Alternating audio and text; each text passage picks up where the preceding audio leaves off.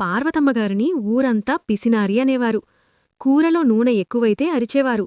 పాత చీరలే మళ్ళీ మళ్ళీ కుట్టుకుని కట్టుకునేవారు. కోడలు లక్ష్మికి ఇవన్నీ చూసి మొదట్లో చిరాకుగా అనిపించేది. అత్తయ్య, ఎందుకిలా చేస్తారు? కనీసం పండక్కైనా కొత్తబట్టలు కొనరు అని బాధపడేది. ఒకరోజు లక్ష్మీ భర్త వ్యాపారంలో పెద్ద నష్టమొచ్చి అప్పులవాళ్లు ఇంటిమీదకు వచ్చారు. ఏం చెయ్యాలో తెలియక లక్ష్మి ఏడుస్తుంటే పార్వతమ్మ నెమ్మదిగా లోపలికి వెళ్లి తన పాత ట్రంకు పెట్టె తెచ్చింది. అందులోంచి పెద్ద మొత్తంలో డబ్బు తీసి కొడుకు చేతిలో పెట్టింది.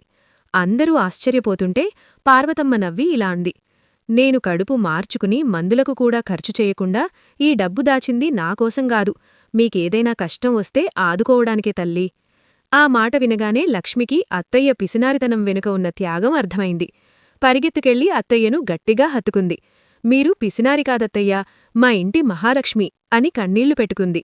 నీతి: కొందరి పిసినారితనం వెనుక స్వార్థం ఉండదు, కుటుంబ భవిష్యత్తు కోసం చేసే నిశ్శబ్ద త్యాగం ఉంటుంది.